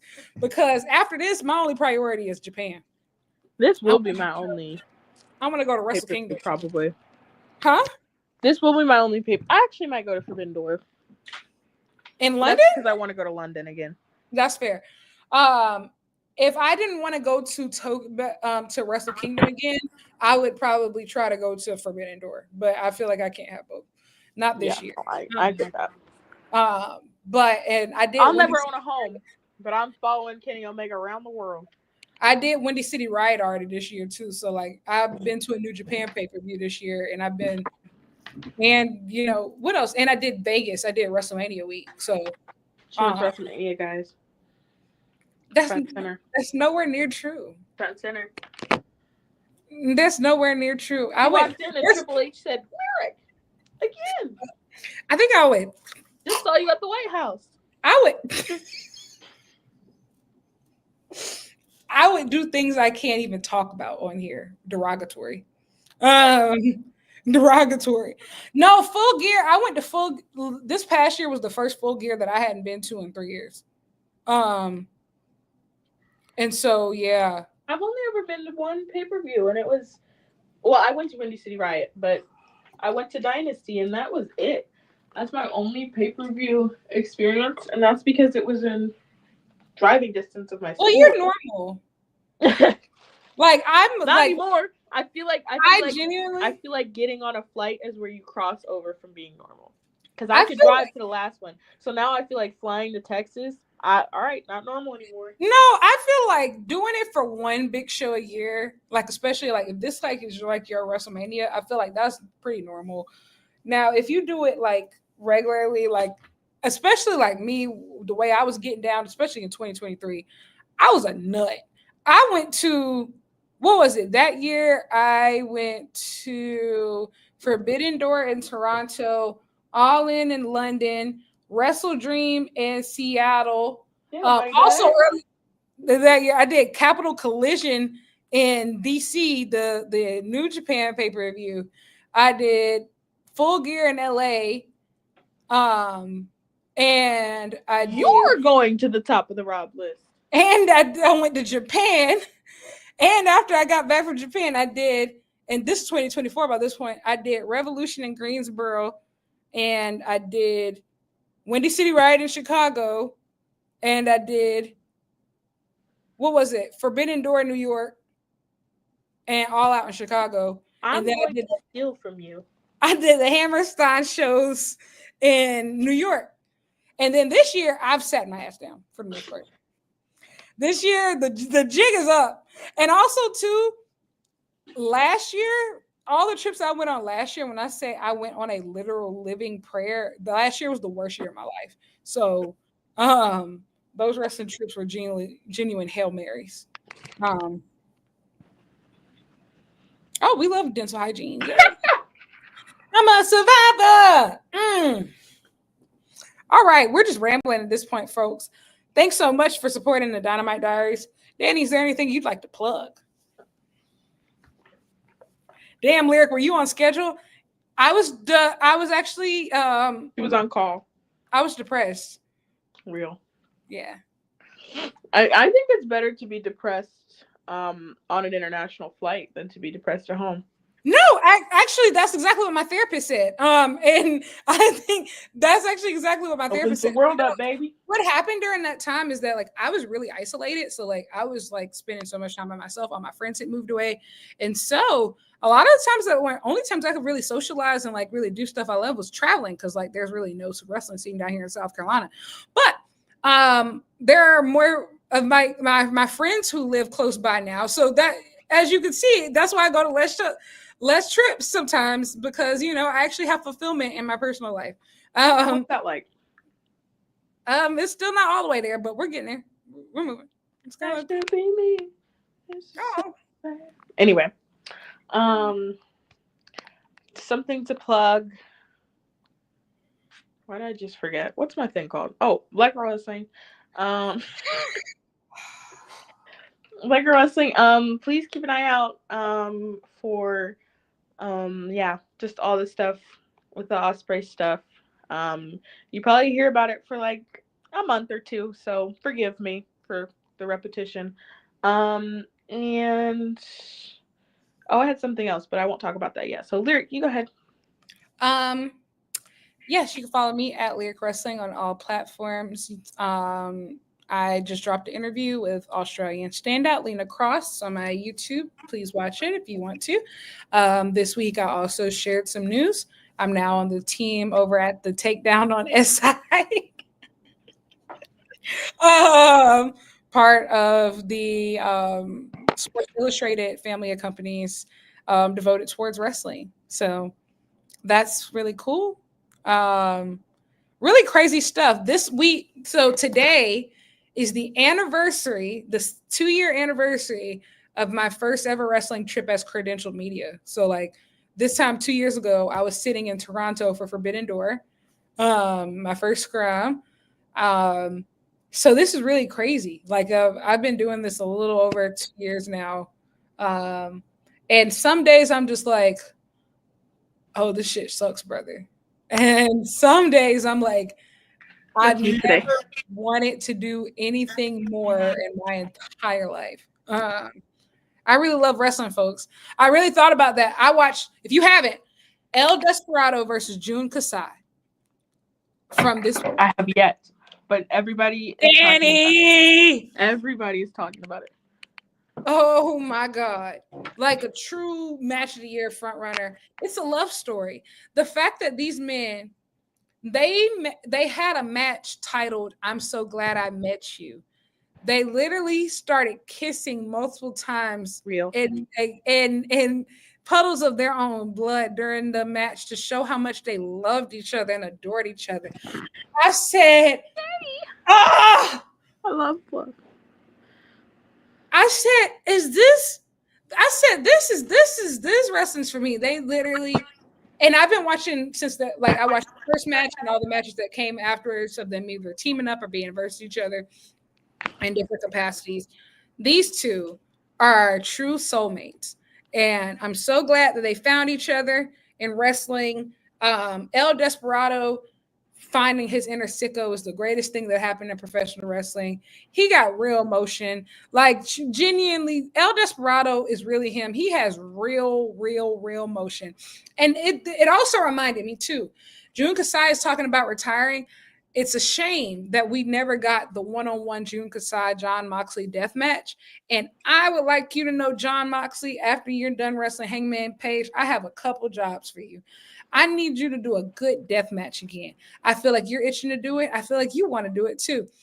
I think that you and El Desperado, every time y'all wrestle each other, y'all have a real gritty, good, gory time. I think you need to really lock in with him again. I think you should wrestle Jun Kasai. I think that would be good. That would be real good. I just think we just need to. I have plans for your relaunch, but you do have to give over the briefcase first. But as soon as you do, I will take care of the rest. I have plans that I cannot share with you right now because the haters will touch me. I have to watch it. Yes, I'll watch it tomorrow and I'll report back everyone. Because I've only seen everybody talk about it. Lovely. Yes, everyone. Happy Pride. I don't know if we've said that on here, but Happy Pride, everybody. Pride, everyone. Happy Pride. Happy belated Juneteenth. Oh, sorry. Go ahead. I was going to say that. Oh, yeah. That's all I've got. Yes, this has been super fun. Obviously, we will. Yeah, we're gonna.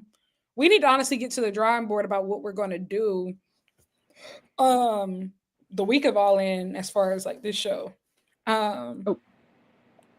Because I'm trying to go. What? Be there in person. Be where in person? Dynamite 300. Oh. Well, not 300, the week after. Okay. The Dynamite Go Home show. Yeah. I'm trying to remember where. Okay, that's fine. We'll figure it out. But I digress.